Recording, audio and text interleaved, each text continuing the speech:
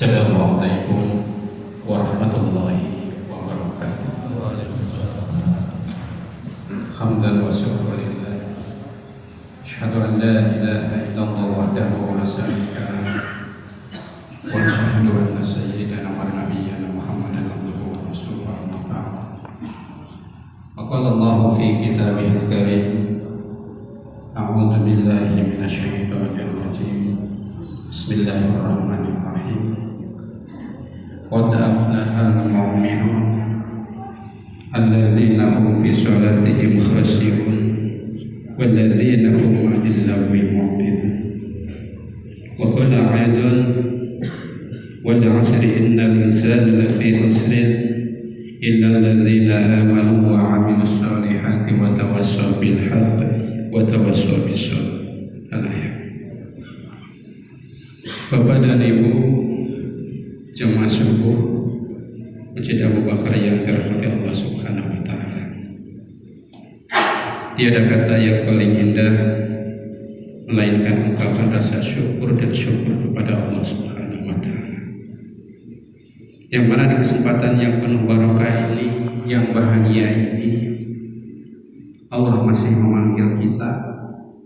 Allah masih memilih kita untuk bisa duduk bersama-sama di dalam rangka bertakwa kepada Allah Subhanahu wa taala. Karena keberadaan kita, kehadiran kita ini sebenarnya merupakan salah satu nikmat, dan ini adalah merupakan salah satu pilihan Allah Subhanahu wa taala. Karena kalau ini bukan pilihan, mungkin keterbatasan kita mungkin tidak sedikit begini kan. Akan tetapi karena ini adalah merupakan sebuah pilihan, maka ini adalah merupakan orang-orang pilihan yang Allah panggil. Juga tak lupa salawat berserta salam semoga tetap tercurahkan kepada junjungan kita, teladan bagi kita, contoh bagi kita, yaitu Nabi wa Habibana Muhammad Rasulullah sallallahu alaihi wasallam, kepada keluarganya, sahabatnya, dan insya Allah sampai kepada kita semua sebagai Bapak dan Ibu yang dirahmati Allah Subhanahu wa taala. Pada kesempatan ini mungkin untuk hari Minggu, mungkin karena sudah dibagi jadwal, mungkin dari Senin sampai Jumat oleh Ustaz Agus, dan mungkin Sabtu dan Minggu karena beliau juga punya jadwal, maka diisi oleh mungkin bapak-bapak yang ada di sini. Mudah-mudahan tidak mengurangi niat kita dan khusyuan kita semua. Karena Rasulullah Shallallahu Alaihi Wasallam menyampaikan kepada kita, "Qul 'aliman aw muta'aliman aw mustami'an." Jadilah kalian orang-orang yang mengajar, kemudian yang diajar, dan jadilah kalian menjadi orang-orang yang mendengarkannya, dan jangan kalian menjadi orang-orang yang tidak belajar, tidak mengajar, tidak mendengarkannya. Mudah-mudahan ketika kita tidak ada waktu untuk menyampaikan, tidak waktu untuk menggalinya, mudah-mudahan kita termasuk orang yang ketiga, yaitu untuk mendengarkannya. Dan ini adalah merupakan anjuran dari Allah Subhanahu wa taala agar kita terus untuk semangat di dalam mencari ilmu ini, Bapak sekalian. Begitu juga kita memahami dan memaklumi bahwa setiap sesuatu itu tergantung daripada niat. Innamal a'malu binniyat. Maka oleh karena itu, kehadiran kita di masjid yang penuh barokah inilah, maka mari kita niatkan semata-mata untuk beribadah dan untuk mendekatkan diri kepada Allah Subhanahu wa taala. Karena Allah Subhanahu wa taala telah menyampaikan, mengingatkan kepada kita, ya ayyuhalladzina amanu taqullaha wabtaghu ilaihi wasilah. Wahai orang-orang yang beriman, carilah jalan yakni untuk mendekati Allah Subhanahu wa taala. Inilah jalannya Bapak Ibu sekalian. Maka oleh karena itu, alangkah bahagianya, alangkah nikmatnya ketika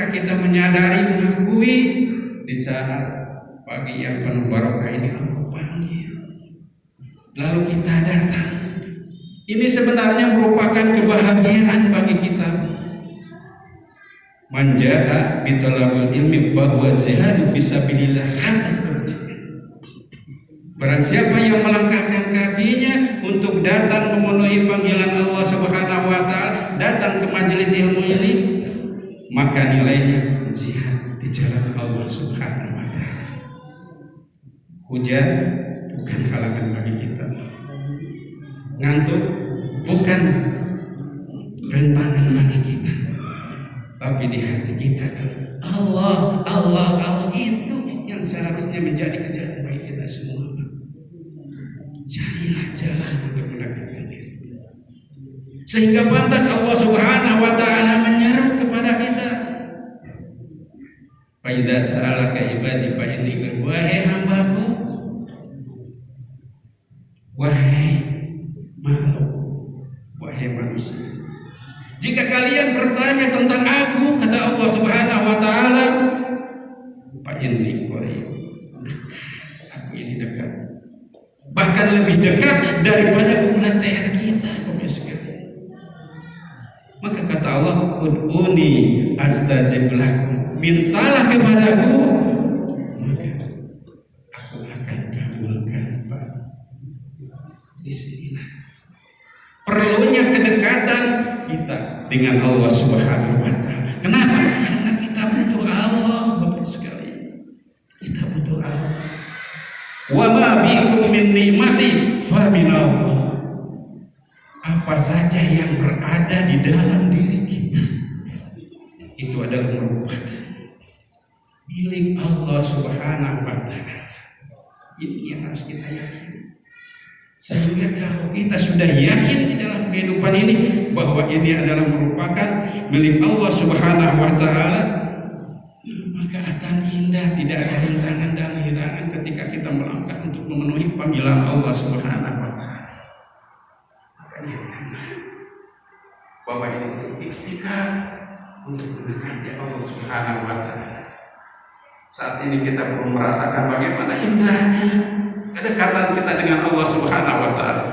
Akan tetapi saat kita nanti sudah berada di alam barzakh, ketika kita sendirian, saat itulah pertolongan Allah Subhanahu wa taala kita inginkan sekali. Maka oleh karena itu berbahagia dengan kehadiran kita untuk memenuhi panggilan Allah Subhanahu wa taala. Hayya 'ala shalah. Wahai hamba salatlah. Hayya 'alal falah. Mari berbahagialah. Allah menyuruh kita, memanggil kita agar kita bahagia, Bapak Ibu sekalian, agar kita bahagia. Allah menurunkan ayatnya, larangan dan perintah, tujuannya adalah bukan semata-mata untuk menyibukkan kita. Itu tiada lain agar kita bahagia, bahagia, bahagia baik di dunia ini dan di akhirat. Itu adalah dengan adanya perintah larangan Allah Subhanahu wa taala. Maka oleh karena itu mari kita yakini bahwa dunia ini, Pak, bukan tempat untuk beristirahat, bukan untuk senang-senang, Pak. Akan tetapi jadikanlah ini adalah merupakan ladang akhirat. Kapan dan di mana tempat untuk kita beristirahat? Di surganya Allah, Pak. Di surganya Allah. Karena kesuksesan kita, keberhasilan dalam hidup kita ini nanti, Pak. Paman judhiyanina wa tilal jannata faqad. Siapa yang dimasukkan ke dalam surganya Allah Subhanahu wa taala dan dia dibebaskan dari api neraka, itu kebahagiaan kita.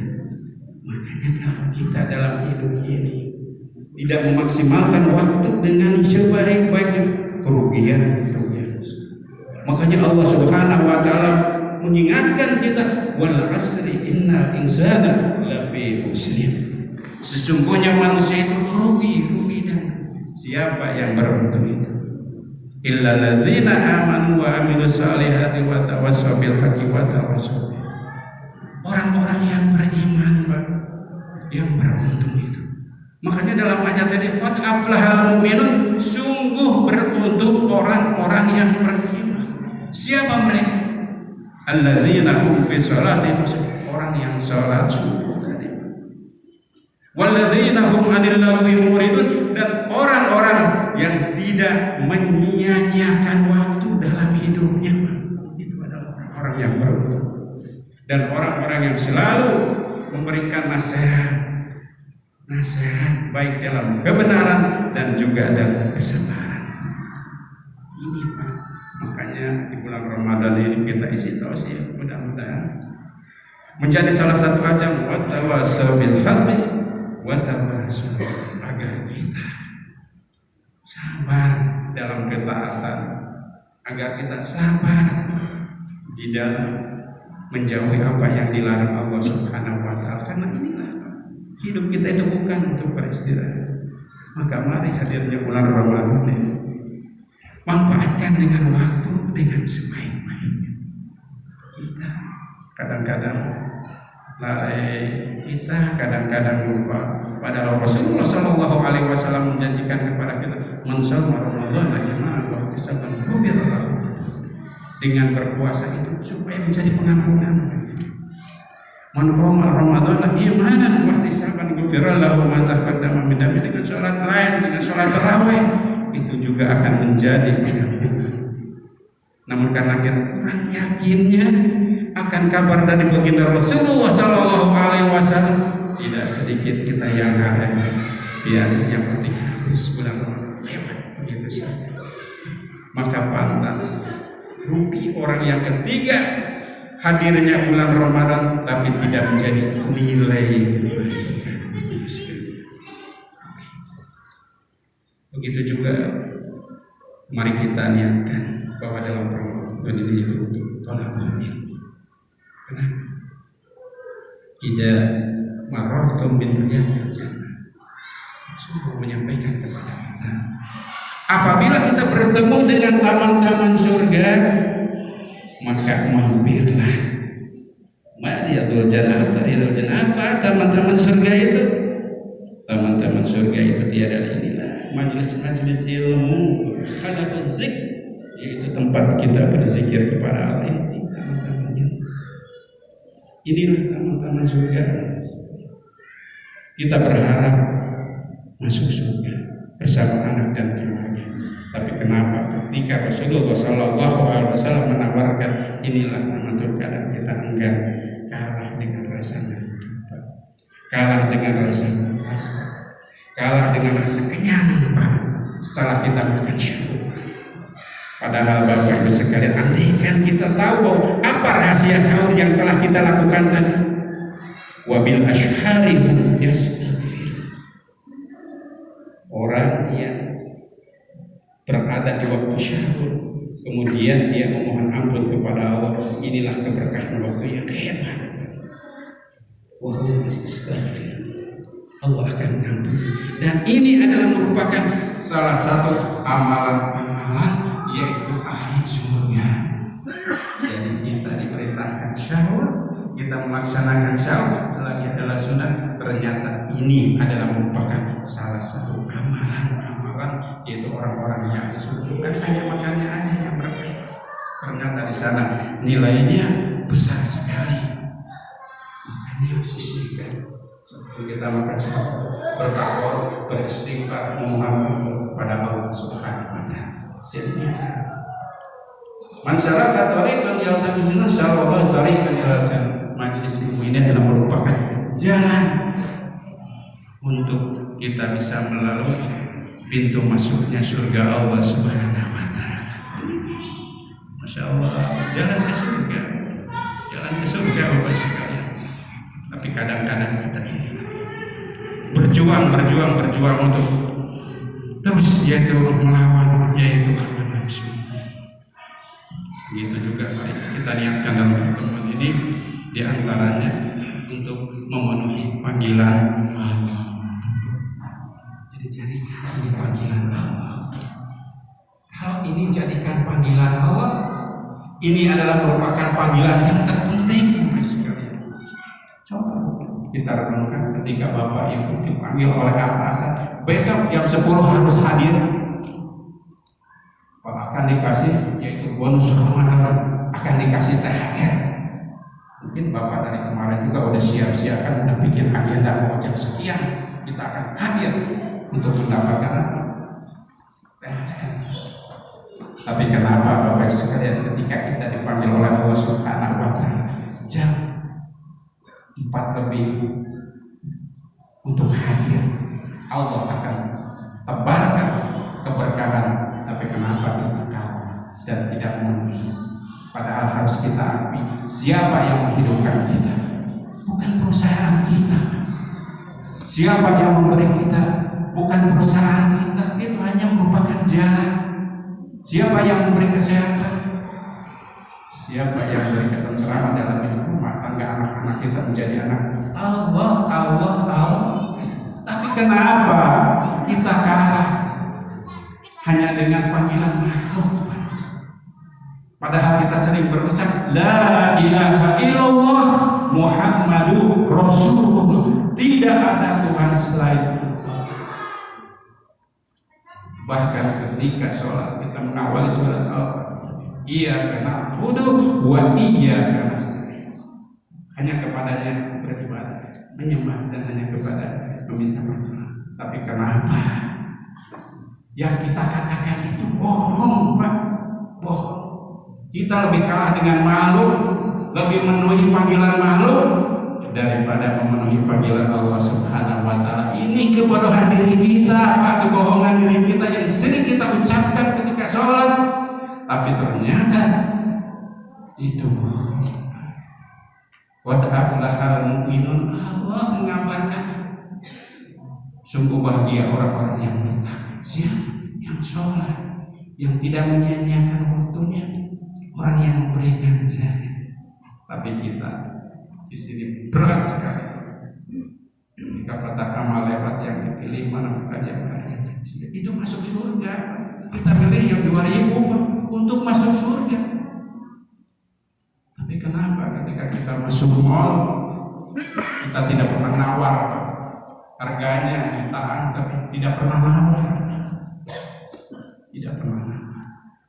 Tapi kenapa ketika kita dengan Allah Subhanahu wa Ta'ala hitung-hitungan, Pak? Ketika kita salah memasukkan kenceleng yang seharusnya 2.000 rupiah, yang dimasukkan 100.000, panik, Pak. Salah. Padahal itu adalah kunci surga. Inilah keimanan kita. Makanya perlunya kita duduk di majelis ilmu, wa tawassaw bil haqqi wa tawassaw bis sabr, untuk menasihati dan saling menasihati diri kita. Karena al-insan mahalul khata' wa lisan, kita itu banyak lupa.